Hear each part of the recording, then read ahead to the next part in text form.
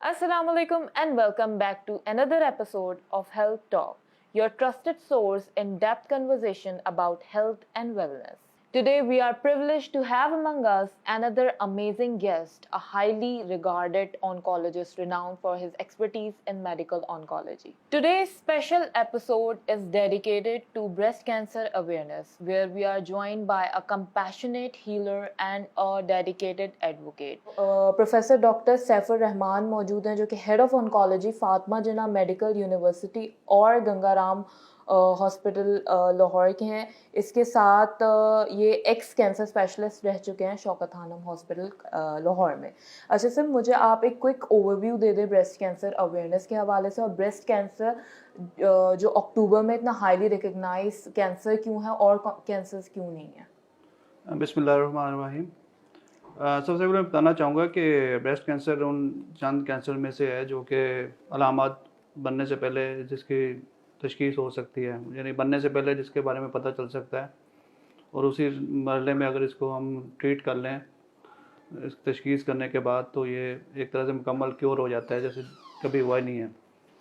तो इसके लिए गंगा राम अस्पताल इसलिए भी इसकी अहमियत है कि यहाँ पे सबसे पहला पंजाब का ब्रेस्ट कैंसर क्लिनिक बना है और सबसे बड़ा ब्रेस्ट कैंसर क्लिनिक भी यहीं पे रन हो रहा है, जो पंजाब गवर्नमेंट इसको फंड कर रही है।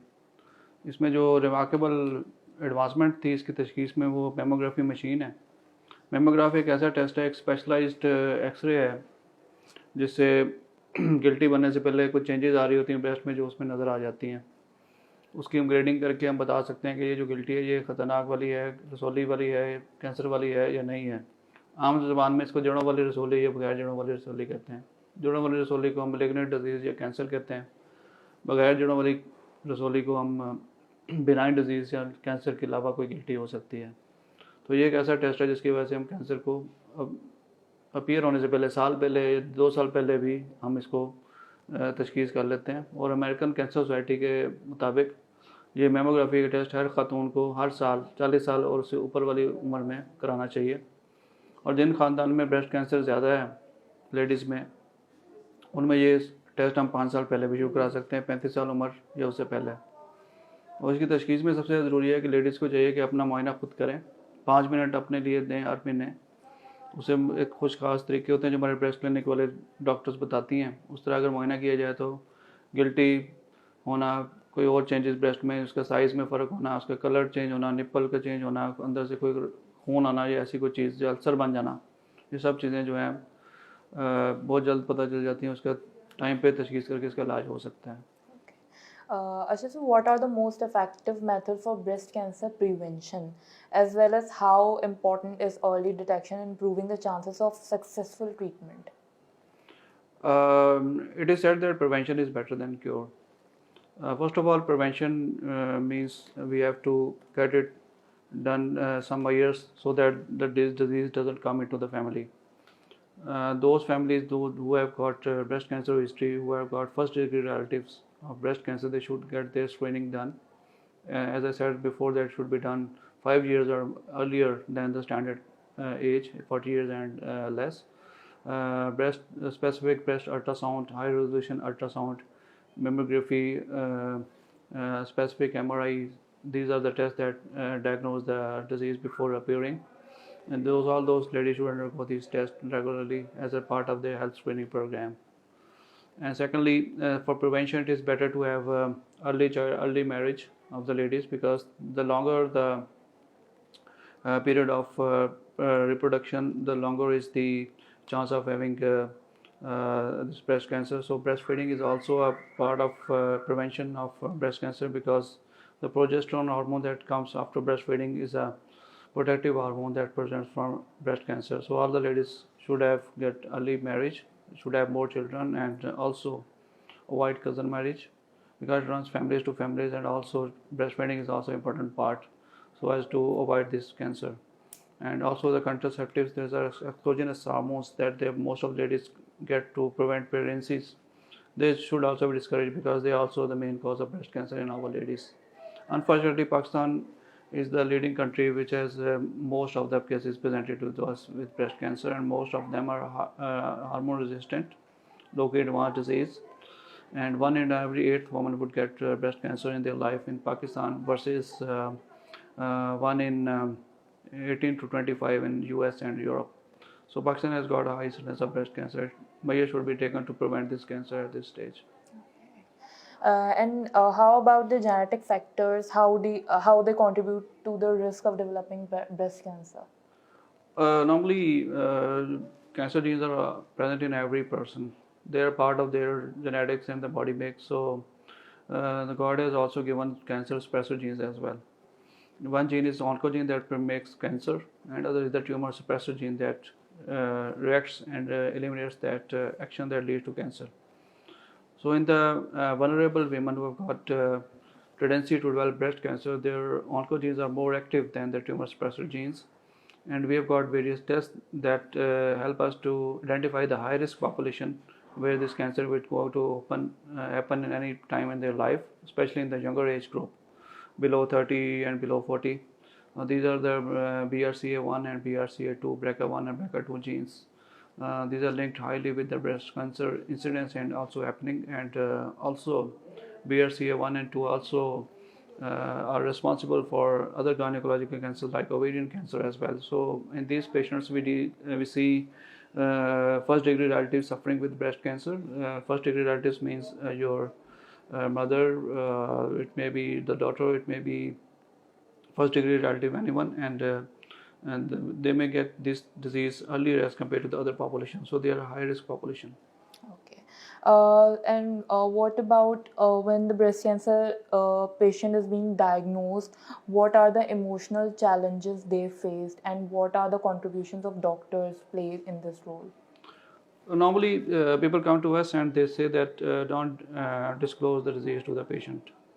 So I don't think so. It is a very good measure to decrease the ailment of the patient, because the patient understands her disease, the more she can take care of it and can do the future planning as well. So the first thing that we do is we tell the patient that she is being sent to us for such reason. She was diagnosed with this disease, and this cancer is not as much dreadful as it has been said before, and you can consider it only a accident in your life. People face different kinds of accidents, roadside accidents or other accidents, but the patient recover. People recover from them with the passage of time. Time is the healer of all of these bad lucks. So it is also cancer. We also call it as a bad luck to that patient. The one patient is having a cancer. Her sister or her mother didn't have cancer in their life, so only one of the members got this accident. So we counsel them that it is a normal disease. It is a very common disease, and the one of the most common diseases the ladies face throughout their life. Any breast lump can become a cancer. So they have to have patience. They should have ready access to the physician. They should undergo proper medical imaging, proper treatment, and also proper follow-up. So this is the way. This is a three-step process. First of all is the screening. Number 2 is the screening and diagnosis. Number 2 is the treatment, and number 3 is the follow-up. So if these steps are followed in a very disciplined way, then this disease can be cured. So we claim it with the passage of time and with the passage of development of various drugs, cancer has become curable. So breast cancer has a good news. It also is a curable cancer. Okay. And some patients explore alternative therapies alongside with conventional treatments or targeted treatments, any treatment in cancer. Can you please provide an overview regarding this? Alternate treatment are we do advise some of them, especially these patients are nutritionally deprived.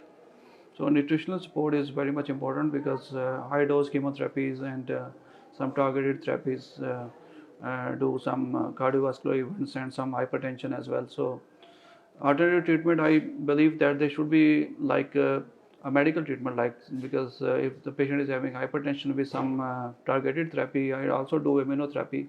So many immunotherapies are targeted therapies to elevate the blood pressure. So antihypertensive to control the blood pressure should be done, Along with the patient also having getting stress due to this disease. The patient who didn't have any hypertension or diabetes before this disease, and due to stress they develop both of these ailments, they should be given antihypertensive and also diabetes control tablets. So these are along with the nutritional support as well, because the cancer causes anorexia, loss of appetite. Cancer deprives of energy and nutrition of the patient. Thirdly, the patient is also getting less diet due to side effects of chemotherapy or some hormonal therapy. So nutritional support is also a part of alternative medicine that should be given to the patient. So in the alternative medicine, only the things that I know are beneficial to the patient is the nutritional support, and number two is the comorbidities that the patient is having after some definitive treatment. So like diabetes, hypertension, stress-like symptoms, they should be addressed along with the definitive therapy. Okay. The last question. What about targeted therapies? They show the promising result in treating various types of cancers. Can you provide an overview on this? Yeah, with after year 2000, targeted therapies have come into the way, because only the chemotherapy are not the way to treat the cancer, because many of the cancer cells become resistant to treatment after a few cycles of chemotherapy. We change over the chemotherapy, then escalate the dose of chemotherapy, leading to the more side effects and more toxicities of the chemotherapy. So targeted therapies work in conjunction with the chemotherapy. Sometimes we do with chemotherapy, sometimes after chemotherapy. And in a few of the patients on the targeted therapies are the first line therapy. In common words, we call it as immunotherapy. They enhance the immune system of the patient, because to fight the cancer, there should be some immunity in the patient to fight against the disease. There are various cell cycle pathways from where the tumor proliferates and spreads to the different organs. So immunotherapy was started first to address the spread of disease, the stage 4 patient who was not fit for chemotherapy, and we gave them some sort of immunotherapies. They are cytokines basically, so they took control of those metastatic disease and improved the survival of the patient. And then that results encouraged us, so we targeted those patients who were having surgery, and we wanted them to live longer. So as a improve the survival of these patients, so that the patient doesn't have the disease relapse, and also disease doesn't spread after surgery. We are giving them immunotherapy in the form of pills, mostly are in the form of pills. They have got lesser side effects than chemotherapy. They are less harmful than chemotherapy, and although they are much costly, but with the passage of time, I think due to commercialization, maybe in the next decade or so, these all of them would be reachable to even a common man. But they have got encouraging results and excellent. I also appreciate and also recommend immunotherapy to almost all of the patients who are getting cancer. Thank you so much, sir, for your times and expertise. So for more informative videos, you can visit our website www.himmelpharmaceuticals.pk, or you can visit our different social media platforms. Till then, take care and Allah Hafiz.